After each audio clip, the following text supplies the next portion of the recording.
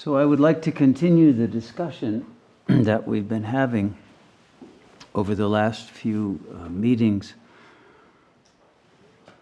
in which the teachings of Sri Ramana are contextualized in relation to leading postmodern thinkers and to postmodern conditions, so that the relevance and the implications of Ramana's teachings, not only on a personal level, but on a political level and on a level in which metaphysics and physics are integrated as one, can be demonstrated and used pragmatically for our own liberation. There was a time, not that long ago, when a philosopher like Leibniz, a very intelligent man in the 1600s, could claim with a straight face that this is the best of all possible worlds. It's very unlikely that almost anyone today believes that, or could believe that. Even though I think that from the non-duality perspective, that is the ultimate truth of our reality, it's still a fact, but it's not one that is visible or useful for anyone that's in an ego state. In fact, I would say it's even counterproductive, because it will be misunderstood and will tend to lead to a hopelessness. If this is the best of all possible worlds, then what are we going to do? We can't possibly make it any better, and it sucks, and therefore one will go into massive depression. There's a famous old Zen text. I found a quote from it here that has this a statement in it, which again, it has the same sort of a paradoxical, counterproductive effect, I think, today. And here's the quote: "The perfect way knows no difficulties, except that it refuses to show preferences. To set up what you like against what you dislike, this is the disease of the mind." Well, I think using contemporary logic, we could say that the refusal to have a preference is in fact having a preference for having no preference. And so it's not really in a state of no preference, but what that does mean from the level of ego consciousness is no will, no initiative, no desire to change things for the better or for one's possible liberation from difficulties that are pragmatically present in the environment. And so I think if we're going to find a useful form of spirituality today that is relevant to most people in the world and to ourselves in our deeper introspections regarding the nature of the real battles that we are fighting, I think that the philosophy of Gilles Deleuze is extremely useful as a starting point. And the reason that I feel that, and why his concept of chaosmos is an important one, obviously a conglomeration of chaos and cosmos, which are opposites.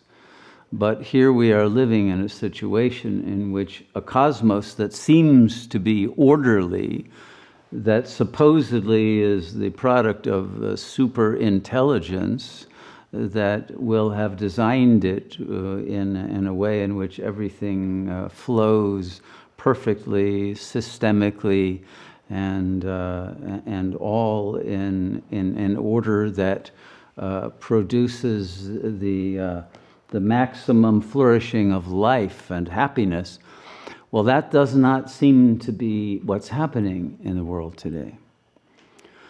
And so in order to understand that, we would have to say that the world is now functioning at least the edge of chaos, if not totally in chaos.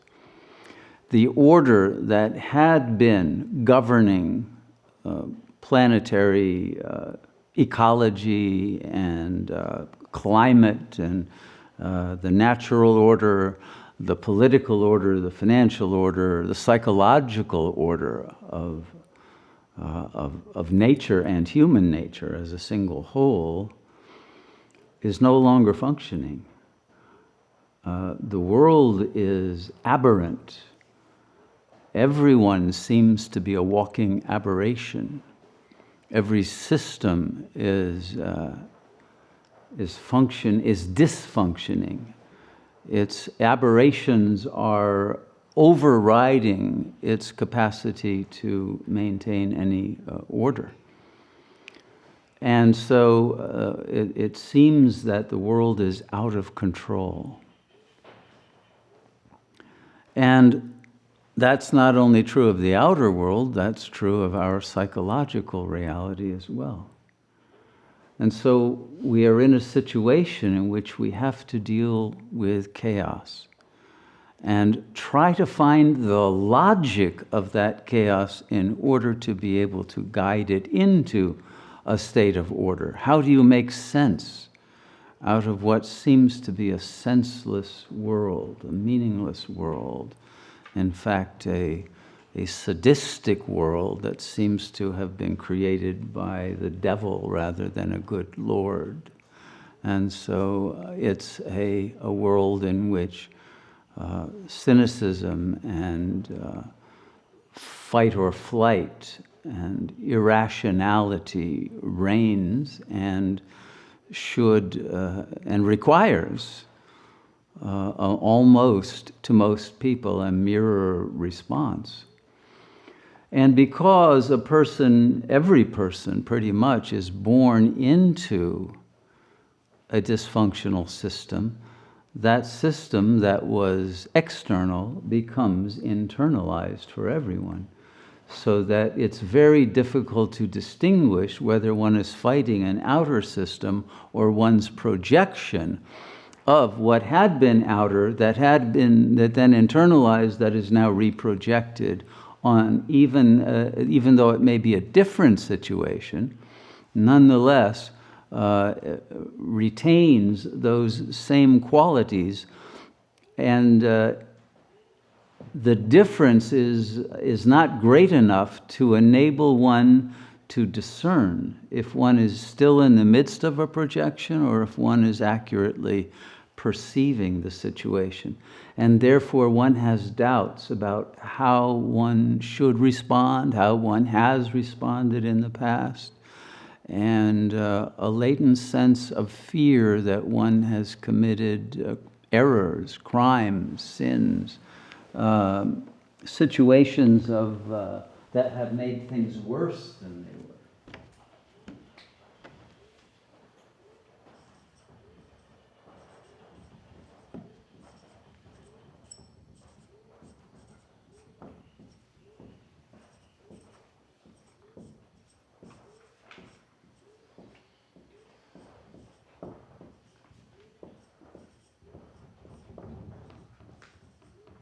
So the first thing that people must come to terms with is that we have been born into an oppressive system. And like most oppressive systems, the beings who run the system are intent on convincing you that it's not an oppressive system. That in fact it's the best of all possible worlds. We're the best of all possible families. How lucky you are to have been born in this dysfunctional family. Could have been worse. And so to come to terms with the reality of oppression requires one to have preferences. It requires one to make choices.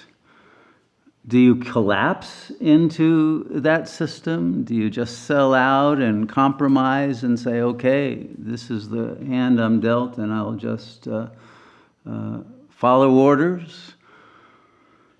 Do you fly into some autistic withdrawal? Do you go psychotic?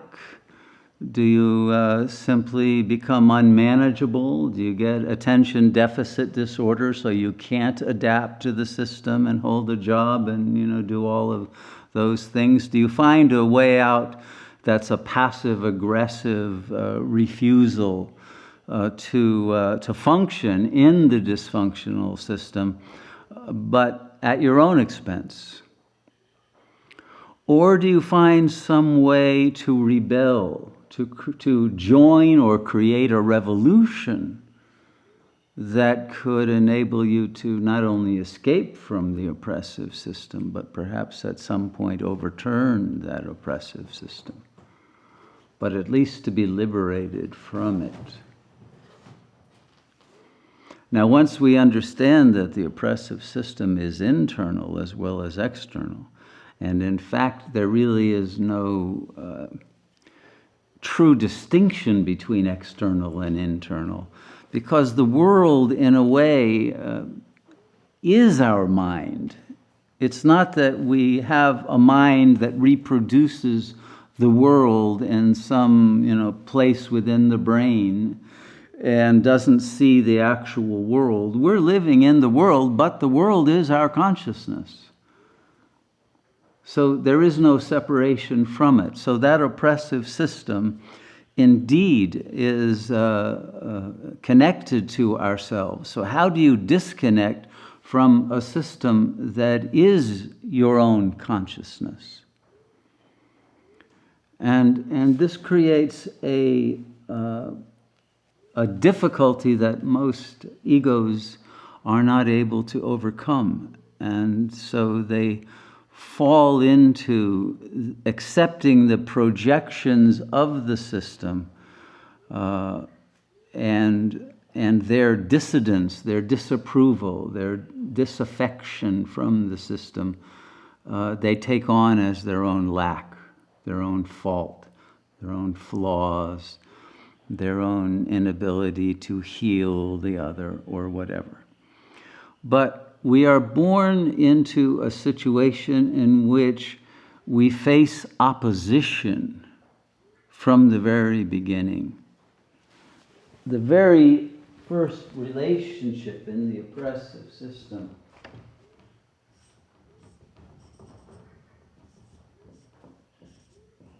is that with the mother, but it's the mother as other, as representative of the big other. And her mothering in terms of unconditional love, for the most part, is either not there or it leaves pretty quickly and becomes very conditional upon one's accepting the rules of the game, or even the rulelessness of the game, the chaos in the system. And then most people who, in a typical family system today, the only alternative that they have is usually what I'll call an unfather. Someone who has lost the capacity to father someone, to protect, to guide, to guard, to raise, to teach, to encourage, to role model, to inspire, to offer ideals and potentialities for improvement of the system and for representing the truth that must speak to power of its failure to provide justice or fairness or meaningfulness to the members of that social system. And so everyone who grows up to adulthood today has usually internalized a very alienating, mothering superego, maternal superego, and a very obscene or anal unfather figure as a paternal superego that may actually be a very dictatorial or even psychotic attacking figure or rejecting figure or castrating figure. But very seldom does one have internalized figures that encourage one's growth and empowerment and development. And so, and it's difficult to find such assistance in the external world, even after one leaves the family system, because of the corruption in the religious orders and in the various other types of organizations that are supposed to help to raise adolescence into adulthood with moral guidance, etc. So we find a failure of the system to offer any lessening of the oppression that one's life started out in under the cloud of an alienation from one's very sources of life, which then bring about a distinct difficulty in creating a positive self-image or feeling any self-esteem, and therefore having any ability to develop capacities that one has no sense even exist in latent form within one, because none of that was ever seen by anyone else. And so the sense of being not only lost, but of being helpless and hopeless in a world in which one cannot grow up, because there's no such thing as a grown-up, and one can only escape at the cost of rebelling and losing one's ability to adapt and relate to others. And so it's a very frightening situation that most people face when they enter adulthood and have to make a decision about what kind of life do I want to lead. Will I just settle for being part of a meaningless system and get a job in which I can, pay the rent maybe eventually and live an ordinary life, and maybe if I have enough alcohol or drugs or other ways of deadening my pain, I'll get through it, but maybe not. And most people don't get through it today. That's the truth. Most people are destroyed by the system. And the ones who rebel against the system are usually destroyed more graphically, more dramatically, more publicly, because the system wants to make examples of those who dare to defy the system in any way that might have an effect on the system or inspire others. And so the difficulty of an ego trying to escape a dysfunctional world, and even to escape its own egoic programming, becomes almost an impossibility. So Deleuze was intent on providing a logic to help enable people to do that, which is why I find his writing to be not only useful, but I think in the tradition of inspiration and of spiritual development. Oh, this one is going to be tough. Do we have any other? Do you want me to erase it? Maybe that would be useful. All of it? Yeah, just... you can erase it all. So the way that Deleuze approached this was to analyze the kinds of aberrations that the system was making, and to try to stay a step ahead of it, so that one could gain a map of the world that one was dealing with, and be able to outplay the logic that would keep one oppressed and enslaved.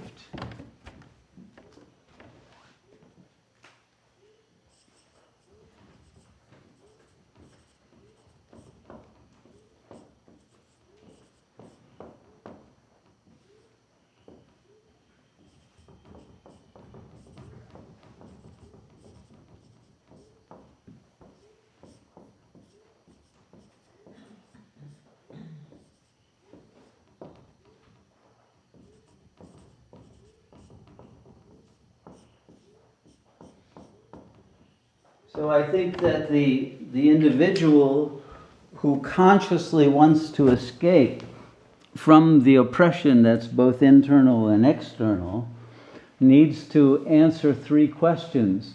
The first one is juridical in a way. By what right can I escape? Do I have the right to leave behind the family system? Do I have the right to change my life?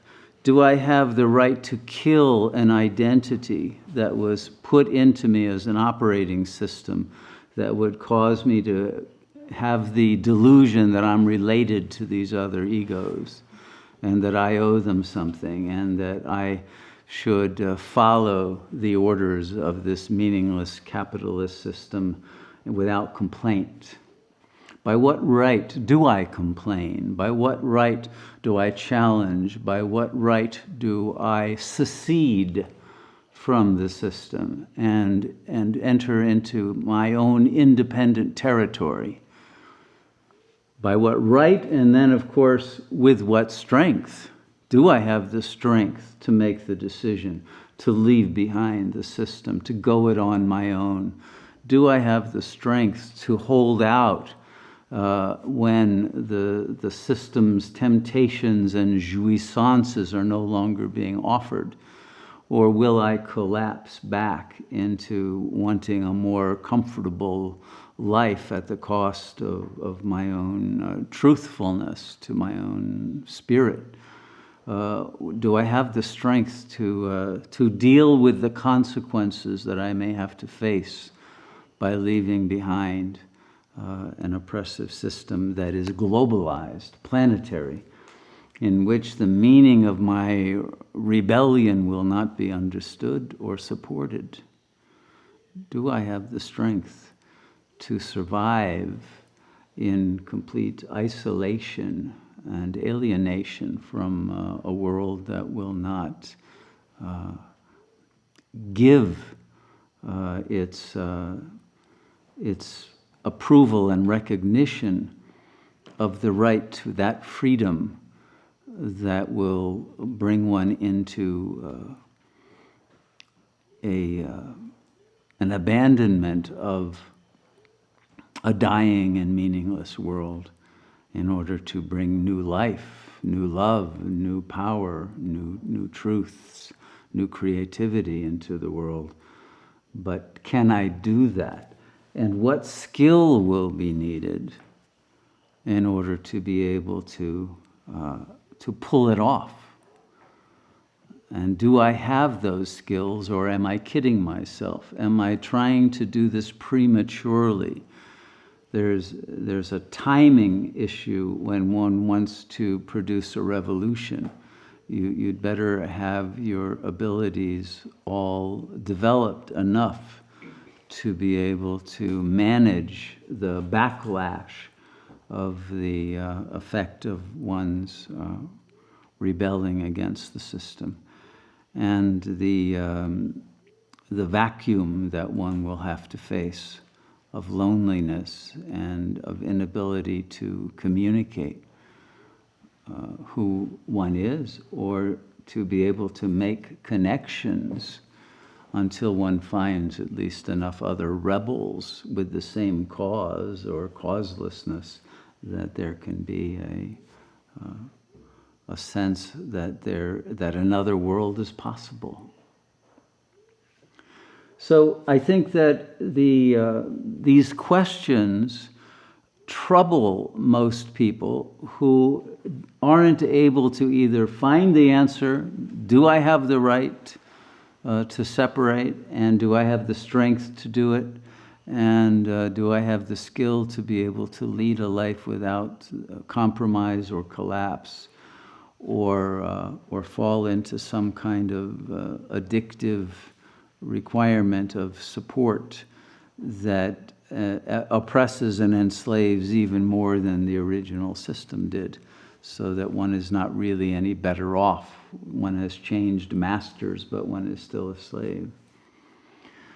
So this is what I think is the situation that most people are dealing with in their minds and their hearts. And people are looking desperately for an alternative lifestyle and way of living, but to make a commitment to that requires tremendous inner strength and having the ability to talk back to superego voices that would attack one and belittle one and delegitimize one's sense of having a right to a better life, a higher level of existence in a vibrational field of consciousness beyond the ego, or at least in a state in which one is able to discern the difference between coercion and love, and the raising of consciousness versus the putting down of the desire for growth and development of consciousness. So in order to do this,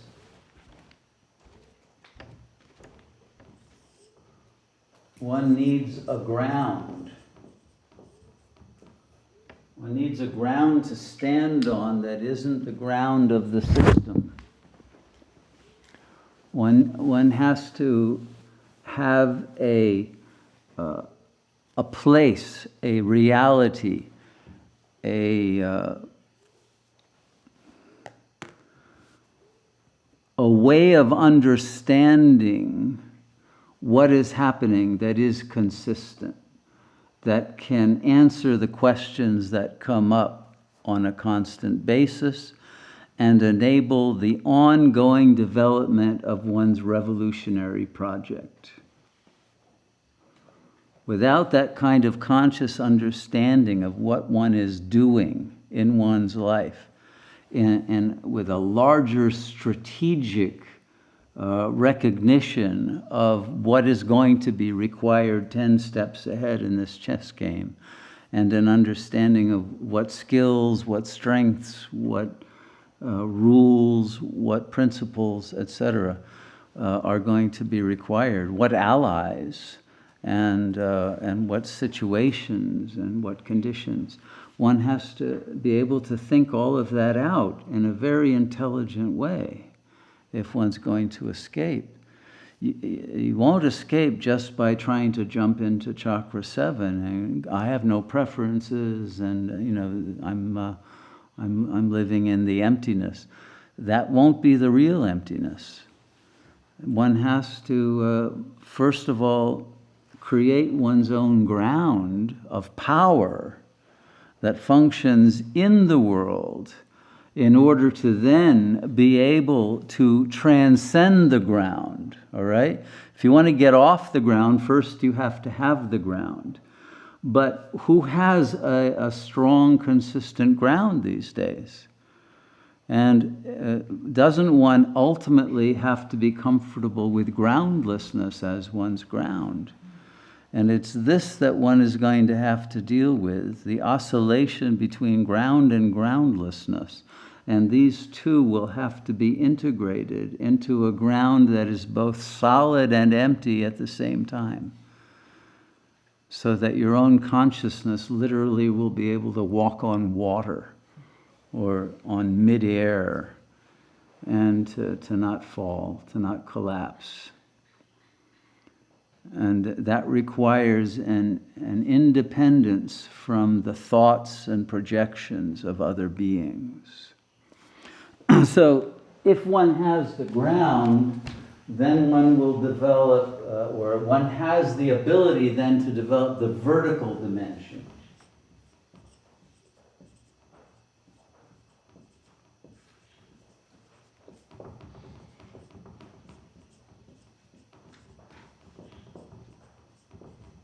And Deleuze calls that the transcendental principle. I think it's fine. This is once you know who you are, what you want, what your reality is, and you have proven to yourself that you can live in an immanent plane of consistency without your understanding suddenly exploding in chaos, but that you can manage logically to deal with whatever situations arise in your space. You will have then the courage and the strength to be able to move forward into the unknown. But once you have created a kind of territory for yourself, in which now you're able to develop lines of flight and of alliances and agreements and networks of strength and of complementarity, then what you need to have is a principle that enables you to offer a consistent order to others.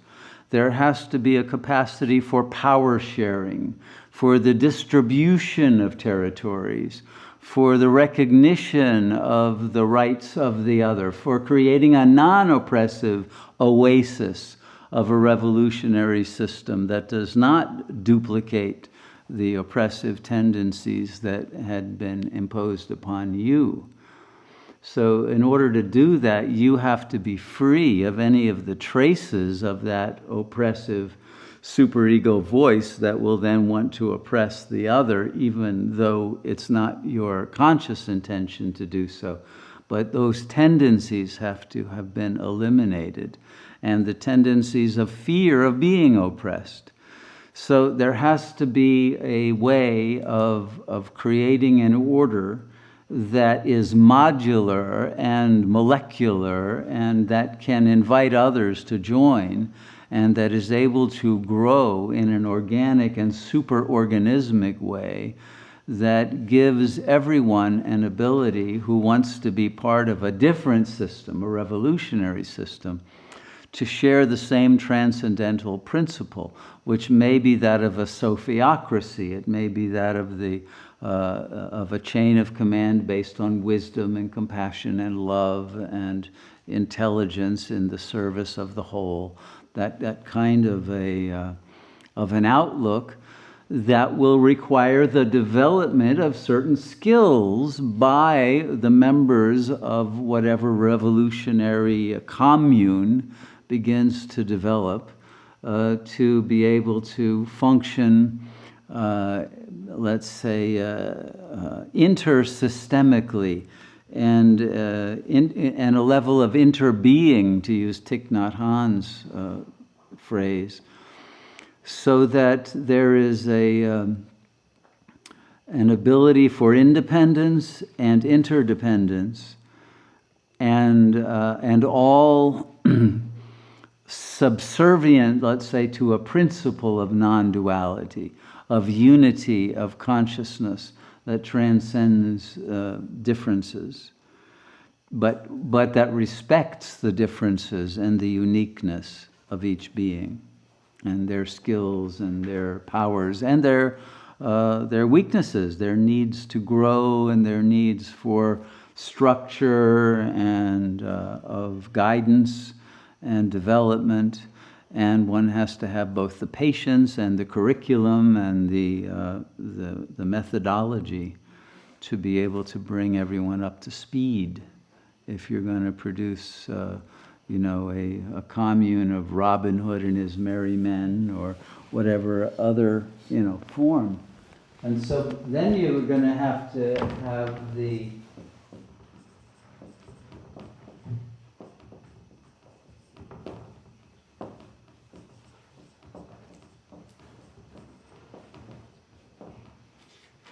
empirical principle in place. So, in other words, everything that we have gained so far in our attempt to produce a revolutionary situation is based on philosophy and on psychology. We have to have a consistent ground. We have to have purified our own consciousness of its own oppressive tendencies, or its masochistic tendencies, or its blind spots, its lack of self-honoring, its lack of capacity to overcome the lower death drive and the lower three chakras that want narcissistic power and jouissance and security that are not available in a revolutionary situation. So what we need is the empirical skill to deal with day-to-day, moment-to-moment challenges and decisions that have to be made. This is very different from the philosophical peace of mind and capacity to think strategically. This is about thinking tactically. And tactics and strategy are two different skill sets and levels of thinking that are required. And in order to be able to pull that off, one is going to have a great insight into how other people are responding to one. There will have to be a very accurate way of reading other people's responses, their body language, their vibrational reactivities to what is being proposed or what is happening, and an ability to very sensitively respond verbally and non-verbally in order to maintain a balance of direction and of, let's say, the negotiation of the development of a situation that cannot be fully controlled, nor should one attempt to control, but to allow the blossoming of that which is healthy within the situation and the pruning of that which is unhealthy, or the elimination of that. But that requires tremendous discernment and skill of leadership and of the ability to cooperate, harmonize, accommodate, manage situations of pressure and conflict in ways that there can be a mediation of those dissonances that are leftovers from the oppressive system that everyone has traces of in their consciousness. And so if all of these skill sets and developments of power and righteousness, and I don't mean self-righteousness, but real righteousness that brings the power of the source through one as an instrument who has the ability to ground a group, a community, a revolutionary development, and has the ability to share and encourage the blossoming and the development of other power centers, so that there can be an independent continuation and replication, and even an improvement and upgrading in the way that the revolutionary situation takes off, using all of the information and the energy that had been developed in the past in order to keep building upon it and developing, rather than rigidly imitating and becoming a traditional devotee or a follower of some sort, whether it's of Karl Marx or Mao or Ramana or anyone else. It has to be a complete new dispensation of truthfulness that comes from the source, and that has to be through a self-authorization that comes through a complete elimination of the egoic identifications that create a positionality, an egocentricity, and an impossibility of an absolute recognition of the perfection of the whole that is being born as a new world, as a new order, as a new manifestation of being, without any particular use of the mind to try to control or determine the future of that newly born system or divine order in an optimal case. And this is where I think Deleuze can't pull that off, because he is staying with the individual mind that is identified with the body form. And that's why I think, without adding Nishida's chiasm, you know what a chiasm is? Chiasma. There is a chiasmic nerve. Each eye is going to the opposite hemisphere of the brain, you know, and the two hemispheres are not perceiving reality in the way that it is supposedly, but in an inverted form, but that gives a more whole vision when it is recoded in accord with a different understanding of space that the unification of the two hemispheres allow. So what Nishida is adding to the mix here is almost a Hegelian dialectic. One has to be the revolutionary figure in the world in this historical situation, and not be in avoidance of all of the implications of that. At the same time, one has to negate that identity and be in the absolute nothingness. And so you could say it's your position as an ego is here, and then you realize that you are the absolute nothingness here, and this allows you to shift a position, and because the nothingness is not only the negation of this position, we could say is thesis, and here's the antithesis, but there's a synthesis in which you are the absolute nothingness of the entirety of reality, and therefore you can show up here as a being rather than here, and so you're able to make crossovers in which one can unexpectedly show up in places that were indeterminate and unpredictable. One can move in the world because one is not committed to any particular identity in the world.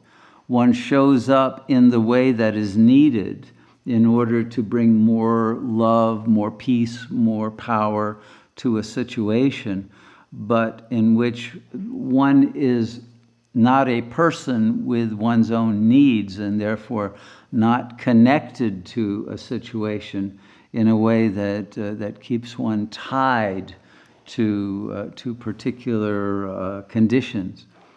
So it's that ability to move into the nothingness, and not only at a personal level, but at a transpersonal level, so that one's intelligence and one's presence is able to be used in the service of that supreme intelligence without any kind of a loss of power or clarity or freedom, because there is no individual who is at the helm, but the self itself is working without interference. And so if one is in that state, then whatever had been predetermined by that intelligence will find itself being enacted in a situation, and there won't be any inaccuracy. And that supreme intelligence will be able to be put into a focused use of the power that comes from the free will of one's intelligence being surrendered fully to being instrumentalized by the source. And that in turn, I would say, Nishida's concept can only be operationalized if one has reached the level that Ramana has talked about, which is the realization that one's ego never existed, and the world doesn't even exist except as a dream, and that as the dreamer of that dream, there are no limitations on what is possible. But that level of no limitation is based on the absolute emptying out of all mental constructs, all concepts. So all that you needed to get there has to be surrendered, has to be sacrificed. You cannot keep that intelligence that you use to escape the oppressive system any longer once you're in a revolutionary system. And you can't even keep the chiasm of a sense of being both in the world and beyond it.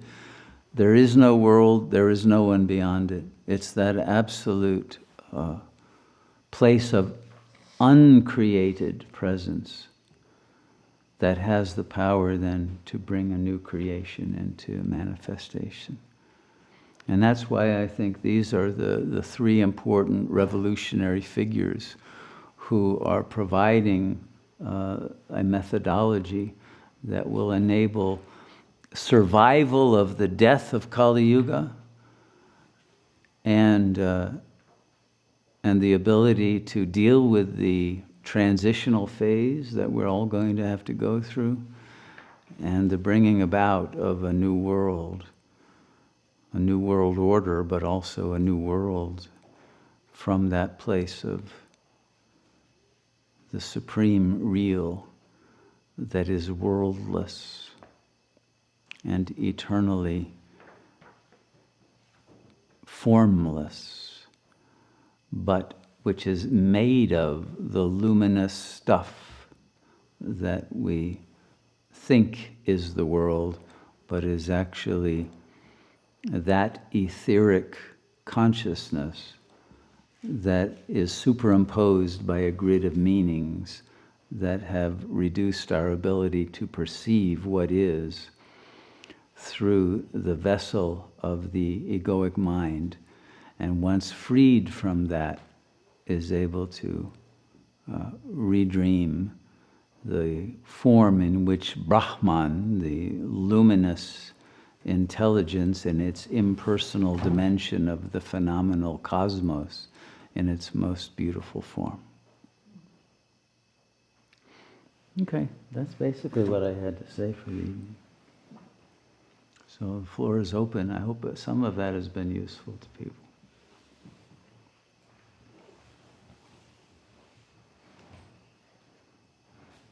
Thank you. I love this idea of revolution. Heard you speak like this for a while.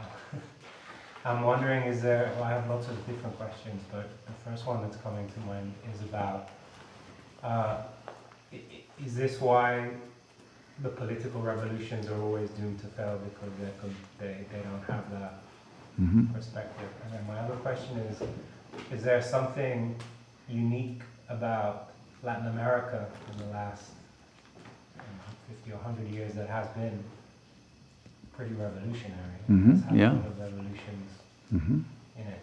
Yes, this has been the place that's been attempting to escape from the empire and is still facing that, but in which it's very much alive, the necessity for dealing with a revolutionary and a counter-revolutionary situation, and keeping the faith alive, and making it something that is not limited to a national context, but one which is global, and I would even say now cosmic, interplanetary, interdimensional.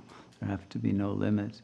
But I do think this is the ground in which this kind of a struggle is understood and is being engaged in, so that it will be recognizable to those who are seeking more of a frame of reference of revolution, although it's a peaceful, celestial revolution, not one that would advocate or allow violence. In fact, that's the whole point of the revolution, to end violence. But it also requires that strength to stand alone and to die for that which is one's real cause, which is the deathless self. And if one isn't already in that space, one is not yet a true revolutionary. Is revolution or is awakening another word for revolution? I think it's the beginning of it. I think it's the recognition that a revolution is necessary. But you have to get to the illumination of what is the power that is able to rebel and redream and reconfigure reality. And what dharma would be used, what's the model, what's the structure, what gives the legitimacy of authority to the revolutionaries. So all of that has to be in place. It's a topic that fascinates me because my ego is a rebel. No? Oh yes. It's really different. But that oppositional thing, like I see in all the revolutions in Latin America and Russia and everything, they turn out like the oppressor. That's right. Inevitably, like all the communism, or like they end up doing exactly the same they were fighting for against. So I'm like, why? Because they had a good intention, and that's the supposed intention of the rebel, is for something good, but by just opposing it doesn't make sense. But this transcendental principle you talk, so that it's grounded in something else that doesn't mimic the oppressor eventually. It's incredible. And I think you gave the perfect recipe for a true. But I was thinking non-revolution is another round in a way. In the Spanish Revolution means to revolve again and again. So I was thinking it's more revelation, or there's something revelation reveals the truth. I think it is both, though. I think it is a revelation that will end this cycle and begin a new revolution of time, a new cycle of time that will begin at a new beginning at a higher state of consciousness than is imaginable to the world as it is today. But I do think everything that appears in time goes through cycles, and so we're not able to transcend that except through the liberation from all worlds, which is the final state. Yeah, and I think in the world there's this need for revolution because this oppressive system, even though like it's failing in convincing people that this is not oppressive. Mm-hmm. You know, the banks are literally keeping people slave. Like it's so evident that it's scary that people don't notice it, but they do notice, and many other ways. So I think, I don't know, I'm thinking this teaching will resonate with a lot of these people. That is, and you don't know what to do. Like I can relate before here. It's like there's something really wrong. What can you do? Well, you turn into an ecologist for a while. You don't pay your debts. There's but when you hear something that makes sense at another level, like it's so amazing, and that's the freedom. And I think this teaching is a master teaching. All your teachings, but this one really is empirical. like empirical stuff. It has all the elements of that, like the ground. Like that's also so many people that want to be a revolutionary. They don't even have their own gardens. This is very empirical, but they don't live what they're trying to to teach. I speak. Even here, I was doing the same thing. Raw soil, and I was buying, and so it's incredible. So I'm very thankful. I didn't understand very well the Chiasma part, but I don't know. And those 3 questions too are also endless. Like, because if you don't feel you have the right, you stay in the system, and that's what I see. Like, why me? But who gives that right? Is it just yourself, or who? Why does one feel, yes, I can do this? Where does that come from? Well, I think that depends on the level of development of the soul. And for some, like Ramana, it came within. It was a direct possession by the source of all right, of all power, and a complete dissolving into that. For others, it will be a realization of the truth expressed within the phenomenal plane by those who are manifesting and living in accord with the higher laws and powers. And so there will be different levels in which people connect to that which is recognized as being legitimate and as being the cause that they can give themselves to, and feel like their lives are being fulfilled because they are able to actualize their highest hope for freedom and for goodness, and to live in a state of love that is shared among all of the revolutionaries and all of the beings who are intended to be freed by the revolution, which is everyone.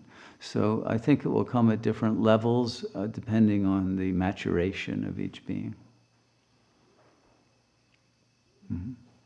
I also had a question about the self-authorization, and because I feel stuck at that first level of by what right, specifically the voices that either internally or even externally say, you'll always be our son, or you'll always be your parents, etc., and that feeling of being trapped or not having a response to that. So I was wondering if you could just maybe talk a little bit about, like, in a healthy culture or society, what would the relationship of the biological parents be to their offspring, like after that, I guess the Oedipus is resolved and the father has pointed the son towards the true father. What relationship did they have then after that, the adulthood or the rite of passage that the children embarked on to become a true adult? Was there, what is that relationship? How should it be? Well, you see, I think it has to be based on the absolute freedom of the child who becomes an adult to take a completely different course of life than the one presented and suggested and hoped by the parents. There has to be the freedom for an absolute cut. I think this is the message of the life of the Buddha, right? Shakyamuni. He's a prince. He's supposed to become the king of the kingdom, and apparently it's a not corrupt kingdom. It would be a very nice position. He could help the world. He could, all of these good things. And here the guy is married and has a kid, and in that situation he does what is clearly most immoral possible decision that he could make. He abandons the kingdom, abandons his wife, abandons his child, and he goes off into the woods, for this totally selfish, desire to find enlightenment for himself. So, and yet it's that act of breaking away from a situation that he could perceive, although it wasn't yet clinically corrupt, it was being corrupted, and by taking that position as king, he would not be able to stop the fall. So the only way he could begin to help would be to bring a renewal of the truth from a higher order of reality than the phenomenal plane. And so he had to face the fact that everyone would hate him for it, would never forgive him, and they didn't. The wife and the kid, they didn't ever really reconcile. It was a situation where he lost everything. He lost the respect of everyone, and he was totally alone in a situation where he did not know what he was doing, and in which the guides and the gurus that he went and hoped would be able to help him find his way to liberation, they failed him. And then he had to go off completely on his own without any structure or guidance, without any hope that the Vedas or the wisdom of the Shastras or any of the texts or any beings would be of any avail. And in that total aloneness and with an absolute destitute situation without any wisdom to guide him, he had to find it from the 0 point. And that's the truth of how a renewal has to happen. It can't be dependent upon tradition or wisdom of any book. If you're going to depend on the Bible or the Dhammapada or the Upanishads as the basis for creating something new, it's not going to work. So it has to come direct from the source, and that means the ego has to die in the act of gaining it. Without that sacrifice, it doesn't happen. So therefore, it's very rare and precious, because it's the ultimate price one has to be willing to pay. And you have to be willing to kill not only the superego voices, but the ego itself. That will then kill all the voices and all the beings that supposedly you belong to and have to be loyal to and all of that. But if there's no you, there's nothing for those voices to glom onto. And so you can dissolve them all and then know what inner silence really is. And in that silence alone, the intelligence of the real becomes your own mind. But it's a mind that is egoless, formless, and worldless. Without reaching that level, the truth is not acquired, nor the power to carry it through, and nor the bliss that is transmitted, that is actually what inspires others to want to join such a cause, right? If there's no bliss at the end of the road, then what's the point of the revolution? Right. You spoke about inner and outer systems, and I didn't really fully understand the difference. If everything is a projection, what is the difference between inner and outer systems? Yeah, well, there really is none, except that at the ego level, the ego is projecting the past onto the present. So there's a way to discern that you are projecting.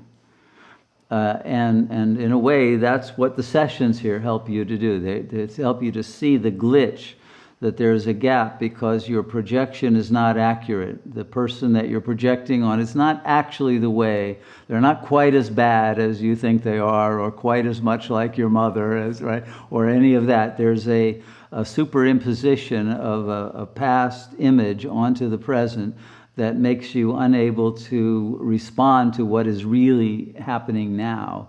And you don't have the freedom to respond differently because you are coming from a place of a more primitive psychic development in which you are reactive to what you feel is an attack, let's say, from an external other. Once you recognize that that's a projection and withdraw it, then you can relate to the other with more freedom and compassion and love and openness and all of that. But it's still the case that your world is a mental projection, but not from the level of the personal ego, but of the archetypal ego.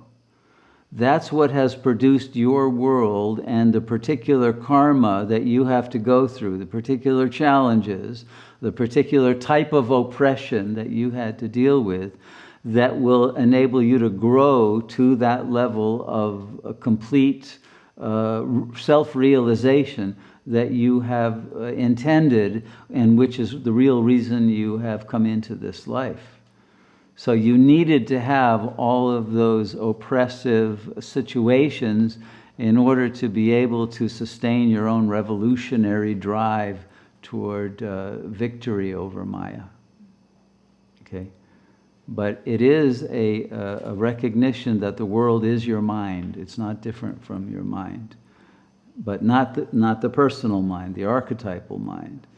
And that mind, in turn, is derivative of the supreme mind that contains it, but is not actually of this world, and can dissolve this world completely without it being affected. And it's that level we have to get to if we're going to have the power to do what we need to do and be fearless in the face of total destruction. Thank you, Shunya. Two questions about this. One was on this diagram here, the circle that didn't have anything. Yeah, okay. That's the nothingness, that's the real 0 point.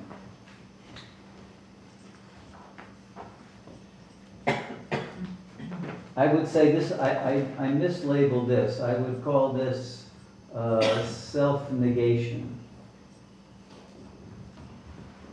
So if you're in a situation as an ego and you're being projected on, or you're finding resistances and difficulties and forces that are still oppressive, you have to negate your own ego. You have to go to a point of saying, okay, why am I creating that in my world? What does it represent within my own being? What are the resistances that I have to myself? What are the ways in which I don't accept myself fully? And by negating all of that, that was your ego identity, you are then able to also let go of the karma that keeps you manifesting as that ego. And then you shift into a 0 point that is not just the negation of the individual life, but is the total negation of the phenomenal plane. And from that absolute 0 point, you now create a new being that is no longer tied to that karma. It's a karma-free, unconditional, creative intelligence that now manifests a new life, a new strategy, new tactics, new approach, and that is the power that can win the revolution. This one can't, and that isn't strong enough, and this is unmanifest. So you have to get to this whole chiasm and integrate it. Is that the avatar? The ultimate being would be an avatar. Yes, you got it. And another question is, I think like the key to this is keeping that revolutionary sentiment lit, alive, fully driving one. Yes. How does one do that and not get usurped by all of the panoply of diversions and... Good question. That's where the second question, what strength? Do I have the strength to carry this through and not be diverted and weakened by temptations and all of that? So yes, one has to call upon the strength of the Absolute prior to having reached that avatarhood, but surrendered sufficiently to be an instrument of that power and of its intelligence and of the bliss. Once you're getting enough bliss from the source, the jouissance offered by the system won't tempt you anymore. But you have to get enough of the power and the joy that there won't be a sense of lack that somebody will try to fill by giving you something else that will weaken you more and make you more dependent on the other. So I think it requires that level of the realization that your being is not the bodily manifestation, and that therefore you have the luxury of being able to let go of whatever enjoyments that you had used to regulate your life, and to enter into a kind of asceticism that can give up whatever has to be given up in order to receive the power. And ultimately it's the ego itself that has to be given up. But that can be done gradually, step by step, or it can be done all at once.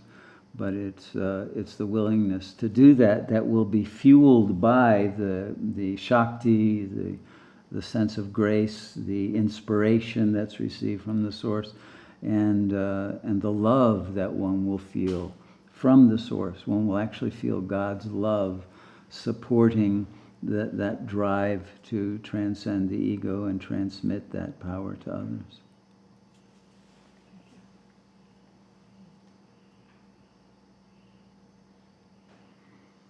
Mm-hmm. Following on from Parish's question, it's about escape. Mm-hmm. It feels like you used that a lot tonight, and there's a feeling in that the soul is yearning to escape the system, absolutely, as you've talked about, but also there's the ego's just desire to escape. Exactly. Yeah. So everybody, like all the internal objects want to Right. escape. How does one discern? Well, that's the battle that you're in, because there are other forms of escape that are unhealthy, and that will destroy your power. And some of them are irreversible, right? Some people choose psychosis, and then there's no way back. You threw away the key of sanity, and it's gone. And so people can make choices that require them to come back for another lifetime and try again. Therefore, there has to be a sufficient amount of wisdom and prudence to be able to follow a path that is rational and developmental, so that your inherent capacities of discernment and willpower and let's say an integral understanding grow in accord with the development of the revolutionary project itself. And if you're not ready for it, if there's still too much addiction to jouissance, you're not going to be able to make it. And that's what destroys most revolutions. And that's why the system is prone to corruption. What is corruption except that, right? We can bribe someone or some other way destroy them with temptations that they can't resist. So this capacity for remaining totally engaged with the bliss and the power of the source is the only safety that one has in dealing with that lower level of manipulation by the demonic tendencies. Mm-hmm. Can I ask a question about that? It has to do with that, and then by what right? First of all, thank you. Incredibly mind-blowing teaching, and I think serve, I think, what Julia said, a lot of people I hope so. in this room, and as we know, and the growing communities around us. So, but I had a question about that. If one is, let's say, fed up with all of the misery that the ego causes, and that's the feeling of oppression. It's just, again, following the fantasies and projections and the kind of karma it creates. But the connection with God and a higher source of intelligence isn't feeling lit all the time. By what right that authorship, it's like a glimmer. I know it's there, but it doesn't feel fully accepted and taken in. Can an approach of like neti in a way work? Like, I'm fed up. I know I'm not this. I can't buy into these voices. Will that authorship emerge? Will that naturally be the outcome? It will if you're consistent in your struggle, and it has to be continuous, and it has to be assisted by a life of service on the external plane, even when you're not feeling in the mood or whatever. There is a professional trooper, the show must go on attitude of whether I'm feeling like it or not. I'm going to smile, I'm going to be helpful, I'm going to cooperate, I'm going to show up and serve. And that gradually creates that performativity paradox that brings it into full manifestation.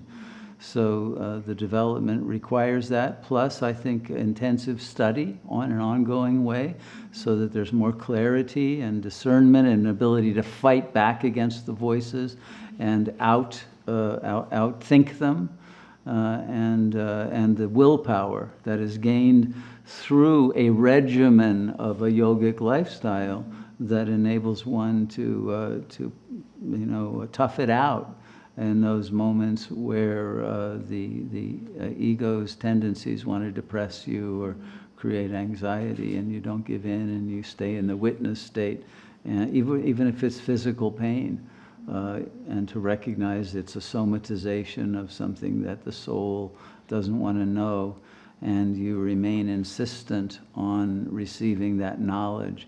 And if you can bear it, you'll be able to dissolve whatever knots are stopping your full realization of the self. Okay? Mm-hmm. I enjoy applied science very much. And again, I think this class is another example of how we're not here to escape the world, but to be guides and teachers for this new world and bring hope to the world. So as I'm trying to apply this to my own process within the dream, by what right this new ground that gave me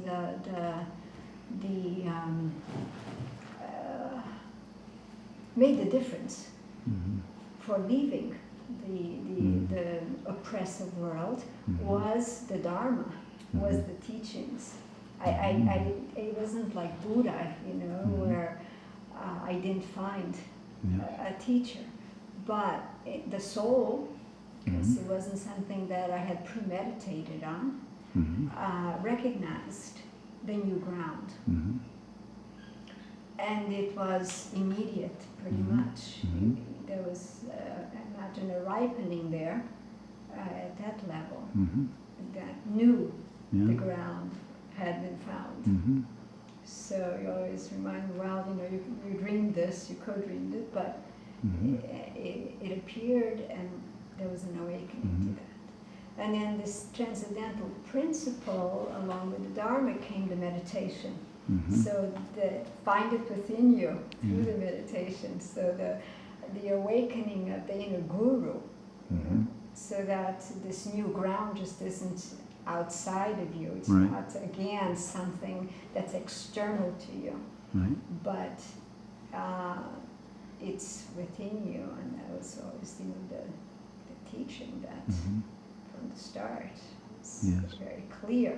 So this is not about choosing. For me, it wasn't. I could discern that it's not about replacing an outer government, right?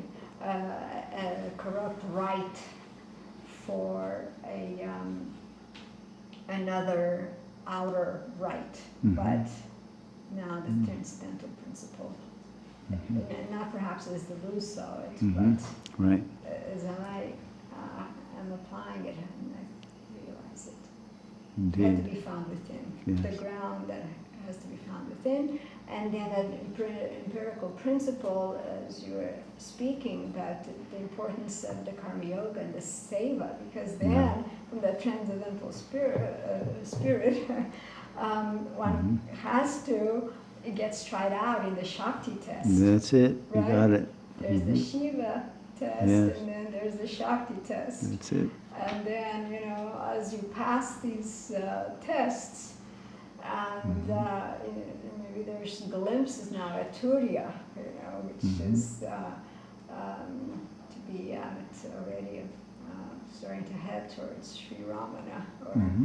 But so I can see it. I don't know if I'm perceiving it correctly or not, but it feels very immediate. There's an immediacy to the teaching and how it has been working in this particular process, and as my own testing ground.